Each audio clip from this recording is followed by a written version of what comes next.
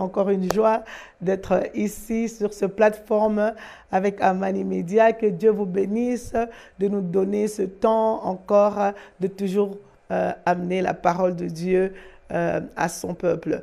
Alors aujourd'hui, je suis très très ravie d'être ici parmi vous et de vous amener la parole de Dieu. Que Dieu vous bénisse pour tous ceux qui nous écoutent ce soir. Que Dieu vous bénisse infiniment.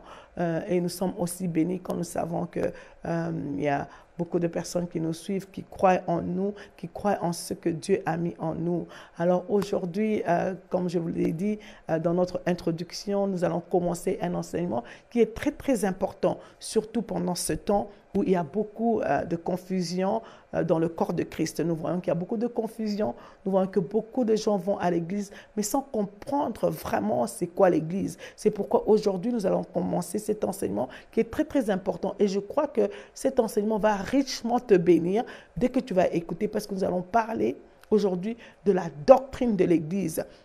Aujourd'hui, nous voyons beaucoup de gens qui vont à l'église, mais sans vraiment comprendre. Alors aujourd'hui, je prie que l'Éternel t'ouvre les yeux, que l'Éternel puisse t'aider à comprendre et que l'Éternel te donne la sagesse de comprendre. Nous allons nous baser dans la parole de Dieu en donnant ces enseignements parce que c'est vraiment quelque chose de très puissant. L'Église, c'est quelque chose de très puissant et c'est quelque chose de très mystérieux. Alors, on ne peut pas comprendre l'Église avec notre propre intelligence. On ne peut pas comprendre l'Église avec notre propre sagesse parce que l'Église, c'est un mystère qu'on doit comprendre par la puissance du Saint-Esprit, parce que c'est quelque chose qui s'est passé et l'Église, c'est quelque chose, je peux dire que c'est ce corps-là, comme nous le savons tous. Nous savons que c'est un corps, mais c'est un corps qui est très mystérieux et on ne peut pas le comprendre avec notre propre intelligence. Nous avons besoin de la puissance de Dieu, nous avons besoin de la révélation de Dieu, nous avons besoin que Dieu puisse nous ouvrir les yeux pour que nous puissions comprendre cette chose très mystérieuse qui est l'Église. Alors, sans plus tarder, j'aimerais que nous puissions lire ce verset dans Philippiens 2, 8 à 9. Je pense que vous connaissez déjà ce verset. Pour ceux qui le lisent, qui lisent la parole de Dieu, je pense que vous le connaissez déjà. Mais je veux commencer par ce verset ici. Alors, Philippiens 2, 8 à 9 nous dit ceci. « Il s'est humilié lui-même, se rendant obéissant jusqu'à la mort, même jusqu'à la mort de la croix. C'est pourquoi aussi Dieu l'a souverainement élevé et lui a donné le nom qui est au-dessus de tout nom, afin qu'au nom de Jésus, tout genou fléchisse et que toute langue confesse que Jésus-Christ est Seigneur. » Vous allez comprendre pourquoi je lis ce verset. Pourtant, je suis en train de parler de l'Église. Je suis en train de parler de l'Église aujourd'hui parce que c'est important. L'Église, c'est notre fondation.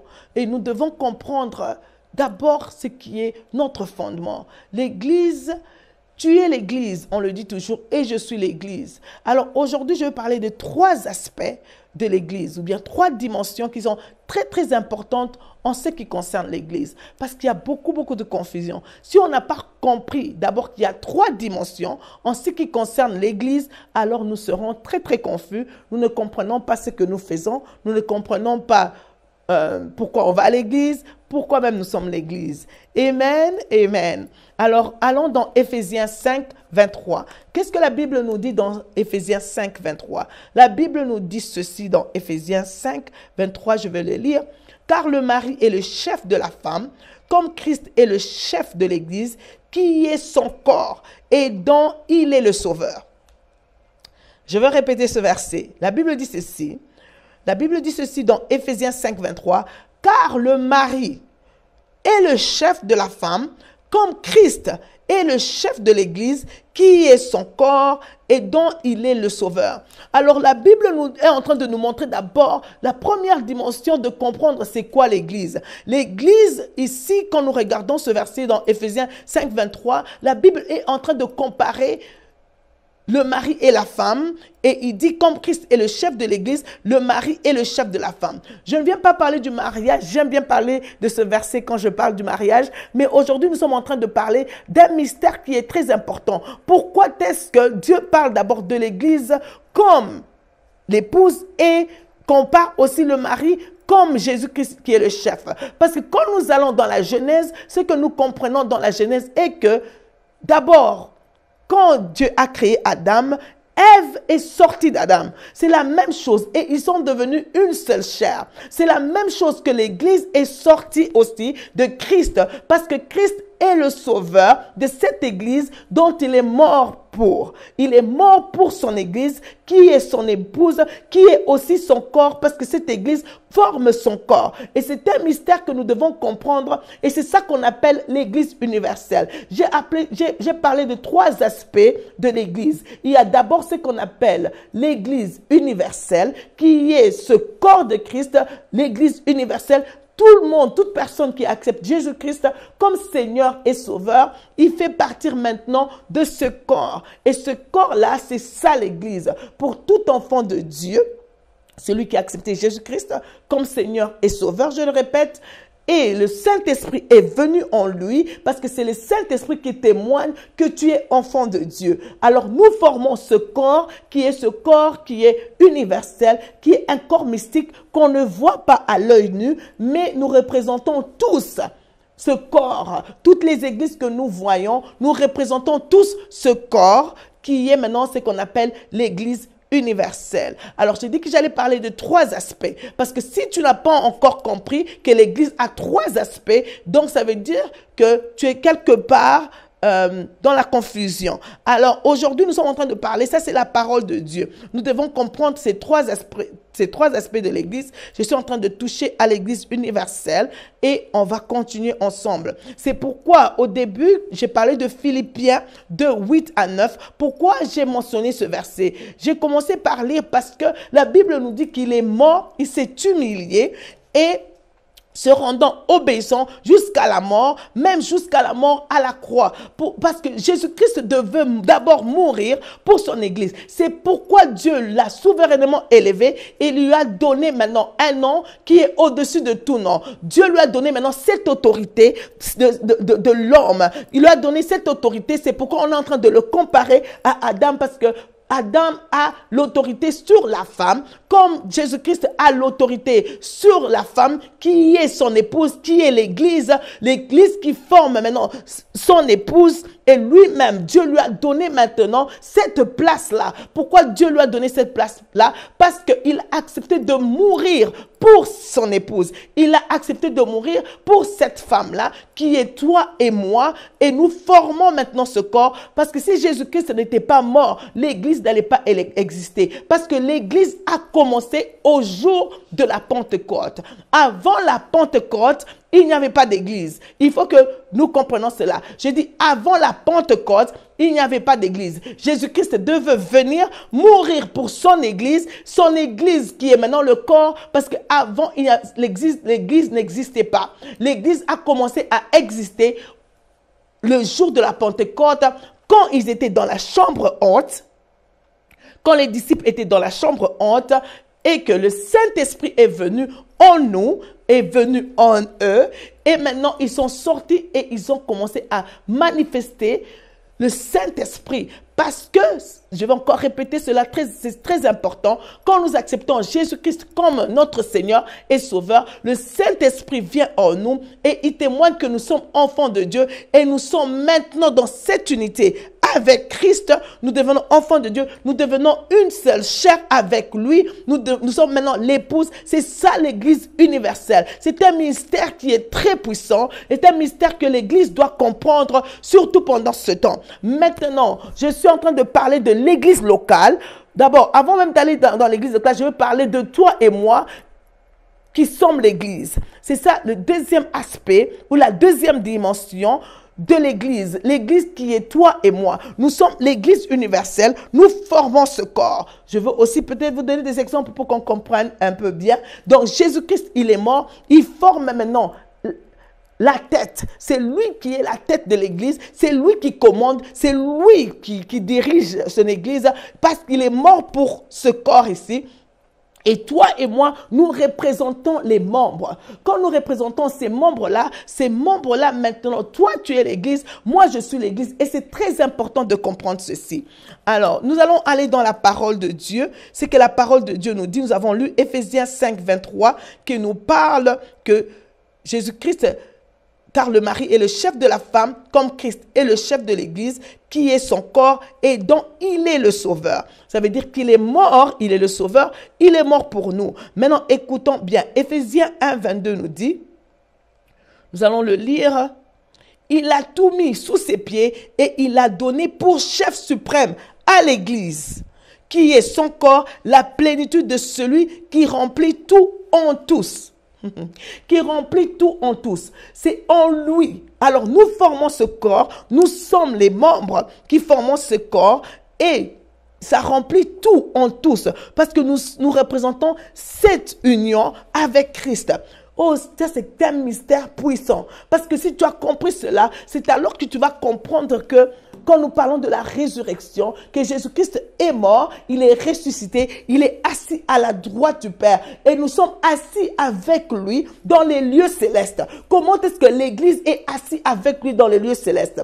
Je vais expliquer cela quand nous allons aller dans la deuxième partie. Ici, je veux vraiment commencer d'abord par cette introduction pour que nous puissions d'abord comprendre les trois dimensions. Aujourd'hui, je parle des trois dimensions que nous devons comprendre, qui sont d'abord très, très importantes pour l'Église, pour toi et moi. Quand je dis pour l'Église, c'est pour toi et moi. C'est d'abord de comprendre d'abord cette dimension-là, ces trois aspects-là de l'Église universelle, cet aspect-là de toi et moi qui sommes l'Église, comme 1 Corinthiens 6, 19 le dit. Nous allons le lire.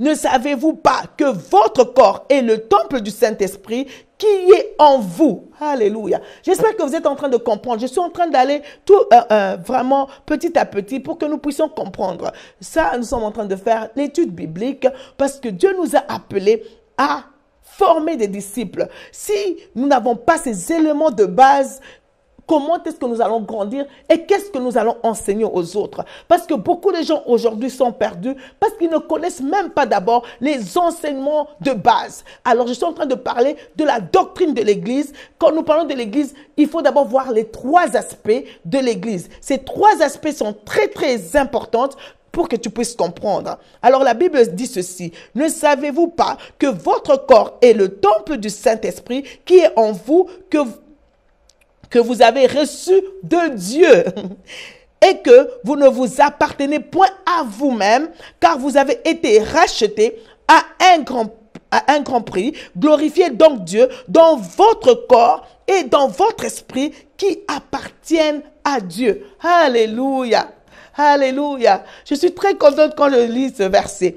La Bible est en train de nous montrer ce mystère dont j'étais en train de parler depuis le début, que Christ devait mourir pour son Église, il devait ressusciter, et pour que maintenant le Saint-Esprit vienne habiter en nous, parce que c'est le Saint-Esprit qui témoigne que nous sommes enfants de Dieu. Et c'est le Saint-Esprit qui fait que nous formons cette Église universelle. Alors, parce que c'est le corps de Christ pour tout chrétien, et quand nous venons ensemble, nous formons maintenant ce corps. Et maintenant, nous, comme nous sommes des membres, ça c'est peut-être Stella, ça c'est peut-être mon frère Michaud, ça c'est peut-être mon frère Samy. Donc, nous formons maintenant ce corps-là. Alors, et pourquoi nous allons aller maintenant dans la troisième dimension, qui est l'église locale? Parce que c'est très important, parce que beaucoup de gens sont confus, et je ne comprends pas. Et l'église doit avoir le temps d'enseigner son peuple. Parce qu'aujourd'hui, nous voyons trop de choses dans ce monde. Et c'est ça qui va nous amener à comprendre le mystère des choses cachées. Amen. Alors, je disais ceci. La Bible continue et dit, ne savez-vous pas que votre corps est le temple du Saint-Esprit qui est en vous, que vous avez reçu de Dieu et que vous ne vous appartenez point à vous-même? Nous ne nous appartenons plus. Nous formons ce corps et comme ton corps, mon corps ici appartient à Stella. Je veux que vous compreniez cette chose. Mon corps ici, ce corps appartient à Stella. Alors, ça c'est Stella. Quand tu vois mon visage, tu vois ma tête, c'est là que tu reconnais Stella. Alors, quand on regarde à la tête, on reconnaît Jésus-Christ. Et tous les membres qui ont accepté Jésus-Christ comme Seigneur et Sauveur, ils forment ce corps qui appartient à qui? À Jésus-Christ. Nous ne nous appartenons plus, mais nous lui appartenons à lui. C'est ça ce corps. Nous lui appartenons à lui. Alors la Bible continue et dit, vous êtes le temple du Saint-Esprit qui est en vous, que vous avez reçu de Dieu et que vous ne vous appartenez point à vous-même, car vous avez été rachetés à un grand prix. Glorifiez donc Dieu dans votre corps et dans votre esprit qui appartiennent à Dieu. Alors nous devons d'abord comprendre, toi et moi, en tant qu'Église, nous appartenons au corps qui est l'Église universelle. Donc ce corps appartient à l'Église universelle dont Christ est la tête. Je crois que là, nous nous comprenons très bien. Alors, maintenant, c'est quoi l'église locale?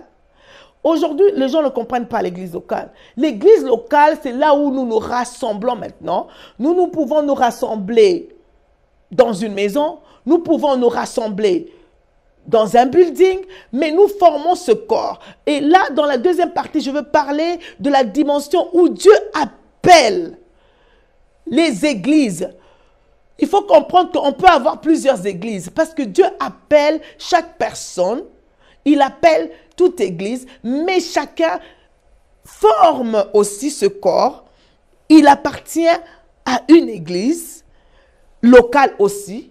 Quand je vais expliquer cette église locale, vous allez aussi comprendre parce que dans l'église locale aussi, il y a la tête de cette église qu'on appelle l'ange de cette église. Alors aujourd'hui, je ne vais pas dans cette dimension-là. Quand nous allons aller dans la deuxième partie, nous allons vraiment explorer cela ensemble et ce sera des bons moments dans la présence de Dieu. Amen. Alors là, je suis en train de parler de l'église locale. Pourquoi l'église locale? L'église locale, nous allons aller dans la parole de Dieu. Écoutez ce que Éphésiens 4, 11 à 15 dit. Nous allons le lire ensemble. Là où vous êtes, ouvrez Éphésiens 4, 11 à 15. La Bible dit ceci. Et il a donné les uns comme apôtres, les autres comme prophètes, les autres comme évangélistes, les autres comme pasteurs et docteurs. Et la Bible continue et dit, pour le perfectionnement des saints en vue de l'œuvre du ministère et de l'édification du corps de Christ. Jusqu'à ce que nous soyons tous parvenus à l'unité de la foi et de la connaissance du Fils de Dieu, à l'état d'homme fait, à la mesure de la stature parfaite de Christ. Oh, j'aime ça, la parole de Dieu. Afin que nous ne soyons plus des enfants flottants et emportés à tout vent de doctrine par la tromperie des hommes, par leur ruse dans les moyens de séduction. Mais que, professant la vérité dans la charité, nous croissions à tous égards en celui qui est le chef, Christ. C'est de lui et grâce à tous les liens de son assistance que tout le corps, bien coordonné et formant un solide assemblage, tire son accroissement selon la force qui convient à chacune de ses parties et s'édifie lui-même dans la charité. Waouh! Oh mon Dieu! Ça, c'est la parole. Ça, c'est la parole. Elle est très puissante. J'étais en train d'expliquer aujourd'hui les 3 aspects de l'Église. Nous allons un peu toucher sur l'aspect universel de l'Église. Alors, quand nous acceptons Jésus-Christ comme Seigneur et Sauveur, nous formons ce corps. C'est ça l'Église universelle. C'est un corps qu'on ne voit pas. C'est ça, c'est le mystère même de l'Église. Quand nous acceptons Jésus-Christ comme Seigneur et Sauveur, et maintenant, nous formons maintenant tous ce corps. Chacun forme un membre de ce corps. C'est ce que la Bible est en train de nous dire ici dans Éphésiens 4. La Bible dit, il a donné les uns comme apôtres, les autres comme prophètes, les autres comme évangélistes, les autres comme pasteurs et docteurs. Ça veut dire que Dieu a donné des dons. D'abord, Dieu a donné des dons des hommes.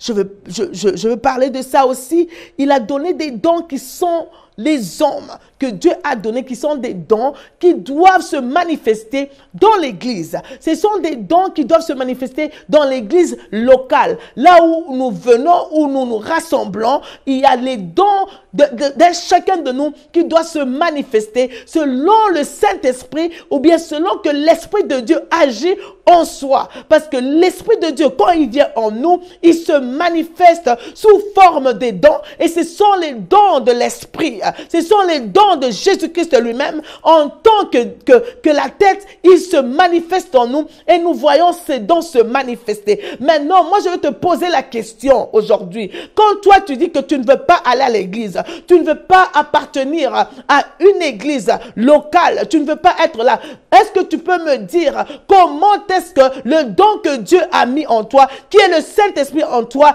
qui agit en toi, par la puissance qui agit en toi, où est-ce que tu vas le manifester? Je ne sais pas si tu vas le manifester dans ta chambre, je ne sais pas si tu vas le manifester dans ton salon, je ne sais pas si tu vas tu vas le manifester. Où vas-tu le manifester? C'est parce que tu n'as pas encore compris. C'est quoi la puissance de l'église? C'est quoi la doctrine de l'église? Qu'est-ce que Dieu dit par rapport à son église? Dieu dit que l'église, c'est son corps, là où tous les membres viennent se rassembler ensemble. Et quand nous nous rassemblons ensemble, nous formons le corps de Christ.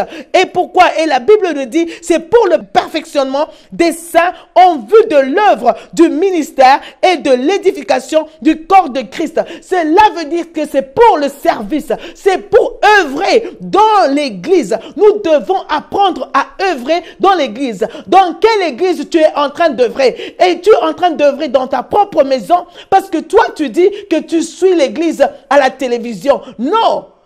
Ce n'est pas parce que tu me suis aujourd'hui que tu dois dire que non, maintenant tu vas partir dans l'église où pasteur Stella est appelé, où pasteur Samy est appelé comme ange de l'église. Non, ça ne se passe pas comme ça. Tu dois appartenir à une assemblée là où tu es, mais cela ne veut pas dire que tu ne peux pas suivre ou écouter d'autres enseignements qui font que tu peux croître. Mais tu dois apprendre à appartenir à une assemblée qui est l'église locale parce que c'est là qu'on est en train de grandir. C'est ça, c'est que la parole de Dieu nous dit, jusqu'à ce que nous soyons tous parvenus à l'unité de la foi et de la connaissance du Fils de Dieu, à l'état d'homme parfait, à la mesure de la stature parfaite de Christ. C'est le corps, quand il se rassemble, nous sommes en unité de la foi. C'est quoi l'unité de la foi? L'unité de la foi veut dire, quand nous acceptons Jésus-Christ comme Seigneur et Sauveur, le Saint-Esprit vient en nous, le Saint-Esprit témoigne que nous sommes enfants de Dieu, nous sommes en unité de l'Esprit avec Christ, et Christ maintenant représente notre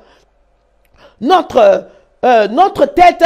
Jésus-Christ lui-même est cette autorité. Il est maintenant la tête et c'est lui qui nous dirige. C'est lui qui est le commandant en chef et c'est lui qui dirige tout le corps. Alors, mais nous sommes unis à lui. C'est pourquoi lui, il est le chef et nous sommes son corps, mais nous sommes en unité de la foi. Et quand nous avons compris ces choses, la Bible dit, nous allons maintenant parvenir à la connaissance du Fils de Dieu, à l'état d'homme fait. Ça veut dire que Christ, s'il est détaché de son corps, il n'est pas encore en état parfait d'homme fait. Il n'est pas encore là parce que l'homme doit être rassemblé à Christ. C'est pourquoi même dans le mariage, on nous a parlé du mari et de la femme. Ils viennent ensemble et ils forment un seul corps, une seule chair. Alors nous formons cette unité de la foi avec Christ à l'état d'homme fait, à la mesure de la stature parfaite de Christ. Nous devons arriver à la mesure parfaite de Christ parce que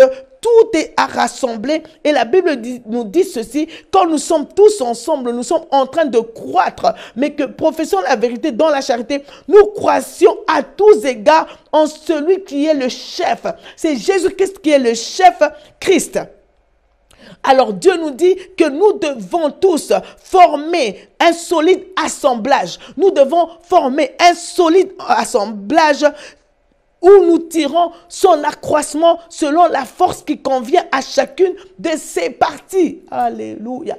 Il dit selon la force qui convient à chacune de ses parties. Donc ça veut dire que toutes les parties ont une force. Toutes ces parties doivent faire leur service. Toutes ces parties doivent faire ce que Dieu les appelle à faire. Et s'édifie lui-même dans la charité. Maintenant, c'est ce corps-là qui s'édifie lui-même. Donc, cette église-là s'édifie lui-même. Maintenant, si toi, tu es en ligne, mais moi, je ne te connais pas. En tout cas, je vais encore rire. Je dis, tu me suis en ligne. C'est bien beau parce que cet enseignement, c'est pour que tu ailles, tu sois là où Dieu t'a appelé, parce que tu as compris ces mystères et que tu travailles. Alors, si tu me suis en ligne, mais tu ne fais pas le service avec moi. Moi, je t'amène la parole pour que tu comprennes, pour que tu grandisses, pour que tu puisses croître. Mais tu dois être quelque part là où Dieu t'a planté pour que ce que Dieu a mis en toi, le don que Dieu a mis en toi, commence à se manifester. Aujourd'hui, nous avons toutes sortes, mais la Bible nous dit ceci ici, jusqu'à ce que nous puissions tous parvenir à l'unité de la foi et de la connaissance du Fils de Dieu, à l'état d'homme fait à la mesure de la stature parfaite de Christ. Parce qu'aujourd'hui, nous voyons que beaucoup sont des enfants. Parce que quand nous allons au verset 14, la Bible nous dit, afin que nous ne soyons plus des enfants. Quand tu me dis que tu vas prier à la maison, tu es un enfant. Si tu ne le sais pas. Tu es un enfant, ça veut dire que tu n'as pas encore compris c'est quoi l'église. Tu n'as pas encore compris les trois dimensions, les trois aspects de l'église. D'abord, l'église universelle, parce que tu as accepté Jésus-Christ comme Seigneur et Sauveur, mais tu dois grandir, tu dois être quelque part. Tu dois être dans une église locale où toi, maintenant, en tant qu'église, qui est le temple du Saint-Esprit, va aller se manifester, va aller faire le service, va être là pour grandir et va croître. Et c'est très, très important dans la vie de tout chrétien, dans la vie de tout disciple. Alors j'aimerais qu'aujourd'hui, tu puisses d'abord comprendre ces trois dimensions de l'Église parce que c'est très très important. Maintenant, quand nous allons dans Matthieu 28, 19, la plupart de nous connaissons ce verset, la Bible nous dit, allez, faites de toutes les nations des disciples, les baptisant au nom du Père, du Fils et du Saint-Esprit. Dieu nous appelle à être des disciples. Dieu nous appelle à être des disciples. Dieu nous appelle à être des disciples, d'aller et continuer l'œuvre de la croix. L'œuvre que Jésus-Christ lui-même a commencé depuis le jour de la Pentecôte. Et c'est ce que nous sommes en train de faire. La Bible dit, puis ayant appelé ces 12, il leur donna le pouvoir de chasser les esprits impurs et de guérir toute maladie et toute infirmité. Ça se passe où ça? Pas à la maison. Ça se passe dans l'église locale, là où Dieu est en train d'appeler tous les dons de se manifester, tous les dons de commencer à agir, tous les dons, parce que le ministère prophétique doit se manifester dans l'église, le ministère apostolique doit se manifester dans l'église, tous les ministères de l'enseignement doivent se manifester dans l'église. Nous devons voir la puissance de Dieu se manifester dans l'église, parce qu'ici la parole de Dieu nous dit, tous, nous sommes appelés tous à travailler. Tout membre doit faire son travail. Alors je vais te poser la question, où est-ce que tu fais ton travail? Si tu es dans la maison, qui t'a trompé? Il dit, allez dans toutes les nations et faites de toutes les nations mes disciples, les baptisant au nom du Père, du Fils et du Saint-Esprit. Est-ce que nous comprenons cette vérité biblique? Est-ce que nous comprenons ce que la parole de Dieu est en train de nous demander? Est-ce que nous comprenons cette vérité? La Bible dit ceci, dans Psaume 68, 18. J'aime ce verset. La Bible dit, tu es monté dans les hauteurs, tu as amené des captifs. Tu as pris en don des hommes. Les rebelles habiteront aussi près de l'Éternel Dieu. J'aime lire ce verset en anglais.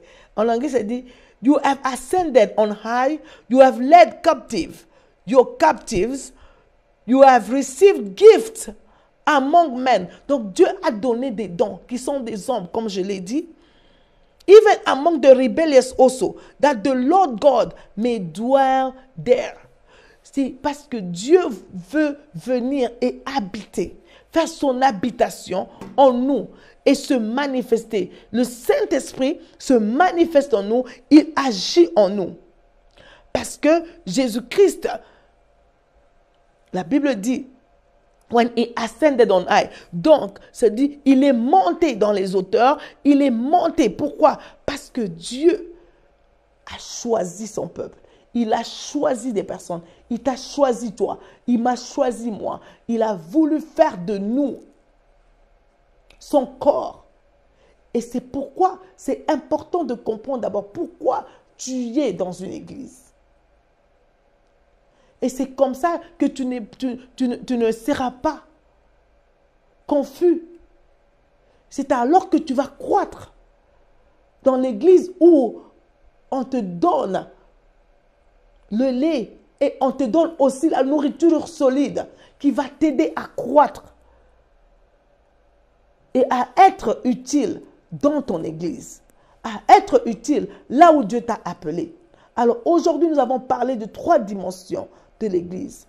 Et la semaine prochaine, je veux continuer et je veux parler de comment Dieu appelle chaque église. Parce que c'est important. Quand j'entends les gens dire, ah, moi, je ne veux plus à l'église. Ah, trop d'églises, partout les églises. Mais c'est important parce que Dieu nous appelle différemment. C'est parce que tu n'as pas encore compris. Alors, je veux parler de ça. Dieu appelle chaque église. Et comment est-ce que Dieu se manifeste selon son autorité dans l'église? Parce que l'église doit être assise à la place là où Dieu nous a mis. Parce que nous sommes assis avec lui dans le lieu céleste. Alors, nous allons expérimenter cela. Nous allons parler de ça. Nous allons voir cela ensemble et je sais que Dieu va t'ouvrir l'intelligence pour que tu comprennes ce que Dieu est en train de faire en toi et en moi. Je vais prier avant que nous puissions terminer cette session. Je prie aujourd'hui que l'Éternel t'ouvre les yeux. Je prie aujourd'hui que l'Éternel te donne la sagesse de comprendre sa parole. Éternel, je prie aujourd'hui parce que c'est ta parole qui rend libre. C'est ta parole, ô Éternel, qui ouvre les yeux. C'est ta parole, ô Éternel, qui ouvre, ô Éternel des armées, notre entendement spirituel. Je prie, Éternel, pour tout un chacun. Oh, celui qui est en train d'écouter aujourd'hui ce message, que l'Éternel puisse ouvrir ton entendement spirituel pour que Dieu te place dans une position, dans la position où tu devras être pour commencer à œuvrer dans une autre dimension de gloire, dans une autre dimension d'autorité, dans une autre dimension, parce que Dieu t'a placé avec lui dans les lieux célestes. Il est temps que l'Église puisse se lever. Il est temps que l'Église puisse se manifester. Il est temps que l'Église puisse prendre sa place. Il est temps que l'Église puisse venir ensemble et que ensemble, comme corps, nous puissions manifester la puissance de Dieu, la puissance de Jésus-Christ, parce qu'il est puissant. Jésus-Christ est puissant, mais l'Église n'a pas encore compris sa place. L'Église n'a pas encore compris qui elle est. L'Église n'a pas encore compris. Aujourd'hui, je prie que la puissance de Dieu se manifeste et que la gloire de Dieu se manifeste, que Dieu te touche là où tu es, que le don qui est en toi, que le don que Dieu a mis en toi puisse se manifester jusqu'à ce qu'il revienne dans sa gloire, dans le nom puissant de Jésus. Nous lui disons merci. Nous lui disons merci parce qu'il est bon, il est merveilleux. Et nous allons encore nous revoir la semaine prochaine où je vais parler de l'église. Pourquoi nous avons de différentes églises? C'est important que tu puisses comprendre cela. Alors que Dieu te bénisse, que Dieu te bénisse. Amen, amen, amen.